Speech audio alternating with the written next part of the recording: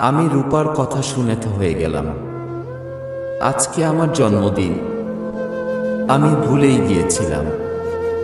ইরা আমায় একবারও ফোন করে কিছু বলল না, অথচ রূপা ঠিক সেটা মনে রেখেছিল।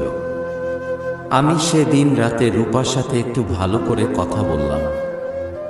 আমি রূপার কণ্ঠ শুনে বুঝতে পারলাম ওর শরীর ভালো না। রূপা ফোন রাখার আগে বলল, চিন্তা কর না, আমি আর ফোন করব না। ভালো থেকো, নিজের খেয়াল রেখো। এই বলে ফোন রেখে দিল রূপা। ইরা অবশ্য পরের দিন আমার জন্মদিনের উইশ করলো আর বলল, বাবু আমি ঘুমিয়ে গেছিলাম রাতে, প্লিজ রাগ করো না। আমি আর ইরার উপর রাগ করে থাকতে পারলাম না। ইরাকে পেয়ে আমি রূপার কথা ভুলে গেলাম। এখন আর রূপা আমায় কল করে না। আমি এখন ইরা নিয়ে ব্যস্ত। ইরা প্রতিদিন আমার সাথে দেখা করত কফি শপে। এইভাবে দিন চলতে থাকে, আমাদের ভালোবাসা বাড়তে থাকে। রাতে খাওয়া দাওয়া করে ঘুমিয়ে আছি, তখন একটা নাম্বার থেকে ফোন আসে।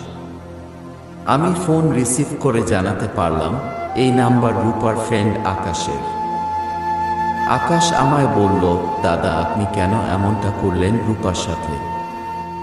রূপা না খেয়ে থাকে, কারো সাথে কথা বলে না, বাড়িতে একা বসে কান্না করে। দাদা ওর অবস্থা খুব খারাপ।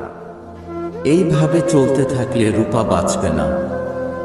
আমি আকাশের কথা শুনে রাগে ফুলে গিয়ে বললাম, তোর যখন এত চিন্তা রূপাকে নিয়ে, তাহলে তুই ওর সাথে প্রেম করিস না কেন সালা? একটি ব্রেস্টে বেজরাত তওয়াবেসা। আকাশের সাথে কথা বলার সময় ইরা ৩-৪ বার ফোন ওয়েটিংয়ে পেয়েছে আমার। আমি কল ব্যাক করে দেখি মেয়েটা মন খারাপ করে বসে আছে। আমায় বলল, তুমি কার সাথে প্রেম করছিলে দীপ? আমি বললাম, কেউ না, ইরা ভাই ফোন করেছিল। কিন্তু ইরা আমার কথা শুনল না, মন মরা হয়ে কথা বলল। আমি বুঝতে পারলাম মেয়েটা আমায় অনেক ভালোবাসে। আমি পরের দিন ইরার সাথে দেখা করলাম। ইরা আমার সামনে মন খারাপ করে বসে আছে। আমি চকলেট দিয়ে বললাম, আমি সত্যি কাল রাতে কোনো মেয়ের সাথে কথা বলিনি ইরা। অনেক বোঝানোর পর ইরা আমার দিকে তাকিয়ে বলল, আচ্ছা বিশ্বাস করলাম তোমায়। আমি ইরার কথা শুনে শান্তিতে নিঃশ্বাস ফেললাম। ইরা আমার হাতে হাত রেখে বলল, আমি তোমায় ছাড়া বাঁচব না দীপ। আমি শুধু তোমাকে ভালোবাসি, বিশ্বাস করি। আমার বিশ্বাস নষ্ট করে দিও না। আমি ইরার কথা শুনে চুপ করে থাকলাম। চিন্তা করতে থাকলাম মেয়েটা আমায় কত ভালোবাসে। তারপর বললাম, না ইরা, আমি তোমাকে ছেড়ে কোথাও যাব না। আমি কথা বলা শেষ করার সাথে সাথে একটা ছেলে এসে আমাদের পাশে দাঁড়াল। ইরা ছেলেটাকে দেখে চমকে গেল। ছেলেটা বলল, তুমি এখানে কি করছো ইরা? তুমি না বললে তোমার শরীর খারাপ, বের হতে পারবা না। আমি এইসব শুনে জানাতে পারলাম এই ছেলেটা ইরার পফ। ইরা ছেলেটিকে বলল, জান আমি কাজিনের সাথে দেখা করতে এসেছি। আমি ইরার কথা শুনে করে বসে আছি। রাতে দাঁড়িয়ে আছে ছাদের। আজ রূপার কথা অনেক মনে হচ্ছে। আমি খারাপ একটা মেয়ের জন্য রূপার মতন ভালো মেয়েকে ছেড়ে দিলাম। আমি কেন বুঝতে পারলাম না, যে মেয়ে প্রথম দেখাতে লও ইউ বলতে পারে, সে মেয়ে কেমন হতে পারে? আমি সেদিন রূপার কান্না দেখিনি। আমি মানুষ না। নিজের অজান্তে আমার চোখ থেকে জল পড়ল মাটিতে। রাতে অনেকগুলো ঘুমের ঔষধ খেয়ে ঘুমিয়ে গেলাম। আর কিছু বলতে পারি না। চোখ খুলে দেখি হাসপাতালে আমি, পাশে মা আর বন্ধুরা। মা কান্না করছে, বাবা বাইরে ডাক্তারের সাথে কথা বলছে। আমি হাসপাতাল থেকে 2 দিন পর ছাড়া পেলাম। বাড়ি এসে শুয়ে আছি বিছানায়। রূপার কথা অনেক মনে হচ্ছে। আমি মাকে বললাম, মা আমার ফোনটা দিয়ে যাও। মা ফোন দিয়ে চলে গেল। আমি ফোন হাতে নিয়ে ফেসবুক ওপেন করলাম। দেখি অনেকগুলো মেসেজ জমে আছে। তারপর যা দেখলাম তা দেখে আমি নিজের চোখকে বিশ্বাস করতে পারলাম না।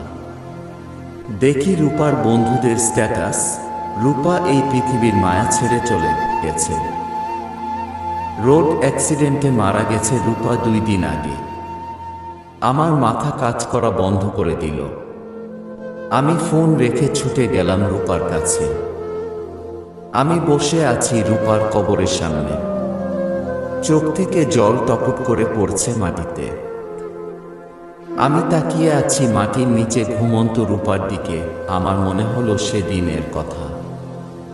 সেই দিন রূপা আমায় বলেছিল, দীপ আমি জল খেয়ে থাকতে পারবো, তোমার সংসারে কিন্তু আমি রূপার কথা চিন্তা করে করে কান্না করছি। আমি পাগল হয়ে যাচ্ছি। আকাশের দিকে তাকিয়ে বললাম, হে ঈশ্বর, আমার ভুল হয়ে গেছে, আমি আর ভুল করব না। আমার কাছে রূপাকে ফিরিয়ে দাও। আকাশে মেঘ জমে আছে। আমি কান্না করছি, তখন মেঘে বিশাল জোরে গর্জন করে উঠল। আমি চমকে গিয়ে উঠে বসলাম বিছানায়। দেয়াল ঘড়ির দিকে তাকিয়ে দেখি রাত 2টা। আমি কি এইসব স্বপ্নে দেখেছি এত সময়? আমি ভয়ে ঘেমে গেছি। তাহলে কি ইরা নামের কেউ নেই? আর রূপার সাথে আমার ব্রেকআপ হয়নি? আমি ফোনে ডায়াল লিস্ট দেখলাম। ইরা নামের কারো নাম্বার নেই, সব নাম্বার রূপার। এর মানে এত সময় সবকিছু আমি স্বপ্নে দেখছিলাম। আমি পাগলের মতন বাইরে গেলাম। গিয়ে দেখি বাইরে সত্যি বৃষ্টি হচ্ছে আর মেঘ ডাকছে। আমি বাইক নিয়ে রূপার বাড়ির সামনে এসে দাঁড়ালাম। বৃষ্টিতে আমি ভিজে গেছি। বয় এন্ড রেইন, ভালোবাসা। আমি রূপাকে ফোন করে বারান্দায় আসার কথা বললাম। রূপা বারান্দায় এসে এত রাতে আমাকে দেখে অবাক হয়ে গেল। বলল, পাগল হয়ে গেছো তুমি? আমি বললাম, হ্যাঁ রূপা, তোমার প্রেমে আমি পাগল হয়ে গেছি। তোমাকে দেখতে ইচ্ছা করছিল, তাই চলে এসেছি। আমি নিচে থেকে উপরে বারান্দায় দাঁড়িয়ে থাকা রূপার সাথে ফোনে কথা বলেছি। রূপা হাসি দিয়ে বলল, পাগল একটা। এই বলে ভেতরে গিয়ে একটা ছাতা এনে উপর থেকে আমার দিকে ছুঁড়ে দিল। আমি ছাতা হাতে দাঁড়িয়ে আছি, আশেপাশে কেউ নেই। বৃষ্টি হচ্ছে ঝমঝমিয়ে। রূপা আমার দিকে তাকিয়ে আছে বারান্দা থেকে। আর আছি রূপার দিকে। মন ভরে দেখছি দুজন দুজনাকে। আকাশের সাথে কথা বলার সময় ইরা 3-4 বার ফোন ওয়েটিংয়ে পেয়েছে আমার। আমি কল ব্যাক করে দেখি মেয়েটা মন খারাপ করে বসে আছে।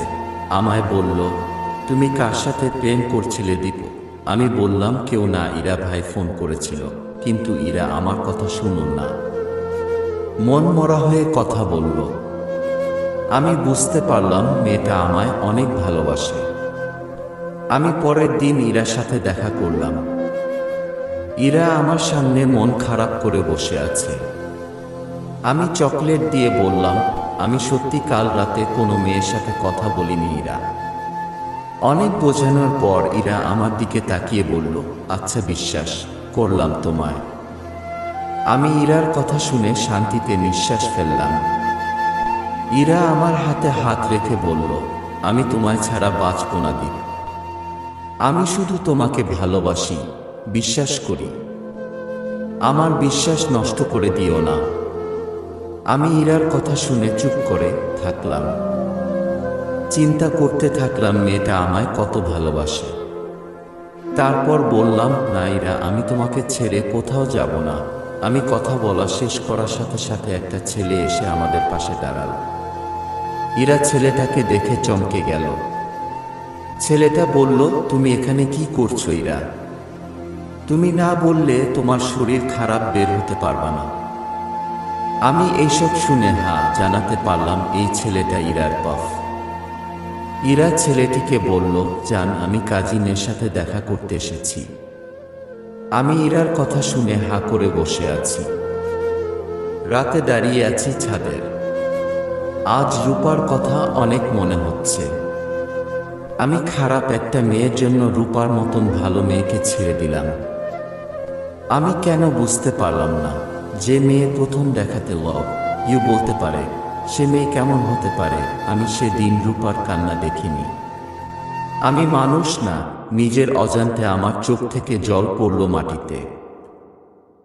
রাতে অনেকগুলো ঘুমের ঔষধ খেয়ে ঘুমিয়ে গেলাম। আর কিছু বলতে পারি না। চোখ খুলে দেখি হাসপাতালে আমি, পাশে মা আর বন্ধুরা।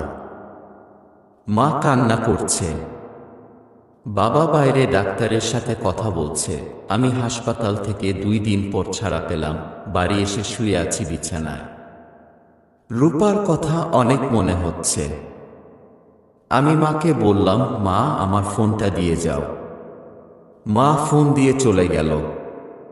আমি ফোন হাতে নিয়ে ফেসবুক ওপেন করলাম। দেখি অনেকগুলো মেসেজ জমে আছে। তারপর যা দেখলাম তা দেখে আমি নিজের চোখকে বিশ্বাস করতে পারলাম না। দেখি রূপার বন্ধুদের স্ট্যাটাস, রূপা এই পৃথিবীর মায়া ছেড়ে চলে গেছে। রোড অ্যাক্সিডেন্টে মারা গেছে রূপা 2 দিন আগে। আমার মাথা কাজ করা বন্ধ করে দিল। আমি ফোন রেখে ছুটে গেলাম রূপার কাছে। আমি বসে আছি রূপার কবরের সামনে। চোখ থেকে জল টপট করে পড়ছে মাটিতে। আমি তাকিয়ে আছি মাটির নিচে ঘুমন্ত রূপার দিকে। আমার মনে হলো সেদিনের কথা। সেই দিন রূপা আমায় বলেছিল, দীপ আমি জল খেয়ে থাকতে পারবো তোমার সংসারে, কিন্তু আমি তোমাকে ছাড়া বাঁচতে পারবো না। আমি রূপার কথা চিন্তা করে করে কান্না করছি। আমি পাগল হয়ে যাচ্ছি। আকাশের দিকে তাকিয়ে বললাম, হে ঈশ্বর, আমার ভুল হয়ে গেছে। আমি আর ভুল ফিরিয়ে দাও। আকাশে মেঘ জমে আছে। আমি কান্না করছি, তখন মেঘে বিশাল জোরে গর্জন করে উঠল। আমি চমকে গিয়ে উঠে বসলাম বিছানায়। দেয়াল ঘড়ির দিকে তাকিয়ে দেখি রাত 2টা। আমি কি এইসব স্বপ্নে দেখেছি এত সময়? আমি ভয়ে ঘেমে গেছি। তাহলে কি ইরা নামের কেউ নেই? আর রূপার সাথে আমার ব্রেকআপ হয়নি? আমি ফোনে ডায়াল লিস্ট দেখলাম। ইরা নামের কারো নাম্বার নেই, সব নাম্বার রূপার। এর মানে এত সময় সবকিছু আমি স্বপ্নে দেখছিলাম। আমি পাগলের মতন বাইরে গেলাম। গিয়ে দেখি বাইরে সত্যি বৃষ্টি হচ্ছে আর মেঘ ডাকছে। আমি বাইক নিয়ে রূপার বাড়ির সামনে এসে দাঁড়ালাম। বৃষ্টিতে আমি ভিজে গেছি। বই এন্ড রেইন ভালোবাসে। আমি রূপাকে ফোন করে বারান্দায় আসার কথা বললাম। রূপা বারান্দায় এসে এত রাতে আমাকে দেখে অবাক হয়ে গেল। বলল, পাগল হয়ে গেছো তুমি? আমি বললাম, হ্যাঁ রূপা, তোমার প্রেমে আমি পাগল হয়ে গেছি। তোমাকে দেখতে ইচ্ছা করছিল, তাই চলে এসেছি। আমি নিচে থেকে উপরে বারান্দায় দাঁড়িয়ে থাকা রূপার সাথে ফোনে কথা বলেছি। রূপা হাসি দিয়ে বলল, পাগল একটা। এই বলে ভেতরে গিয়ে একটা ছাতা এনে উপর থেকে আমার দিকে ছুঁড়ে দিল। আমি ছাতা হাতে দাঁড়িয়ে আছি, আশেপাশে কেউ নেই। বৃষ্টি হচ্ছে ঝমঝমিয়ে। রূপা আমার দিকে তাকিয়ে আছে বারান্দা থেকে, আর আমি তাকিয়ে আছি রূপার দিকে। মন ভরে দেখছি দুজন দুজনাকে। আমি রূপাকে ফোন করে বারান্দায় আসার কথা বললাম। রূপা বারান্দায় এসে এত রাতে আমাকে দেখে অবাক হয়ে গেল। বলল, পাগল হয়ে গেছো তুমি? আমি বললাম, হ্যাঁ রূপা, তোমার প্রেমে আমি পাগল হয়ে গেছি। তোমাকে দেখতে ইচ্ছা করছিল, তাই চলে এসেছি। আমি নিচে থেকে উপরে বারান্দায় দাঁড়িয়ে থাকা রূপার সাথে ফোনে কথা বলেছি। রূপা হাসি দিয়ে বলল, পাগল একটা। এই বলে ভেতরে গিয়ে একটা ছাতা এনে উপর থেকে আমার দিকে ছুঁড়ে দিল। আমি ছাতা হাতে দাঁড়িয়ে আছি, আশেপাশে কেউ নেই। বৃষ্টি হচ্ছে ঝমঝমিয়ে। রূপা আমার দিকে তাকিয়ে আছে বারান্দা থেকে, আর আমি তাকিয়ে আছি রূপার দিকে। মন ভরে দেখছি দুজন দুজনাকে।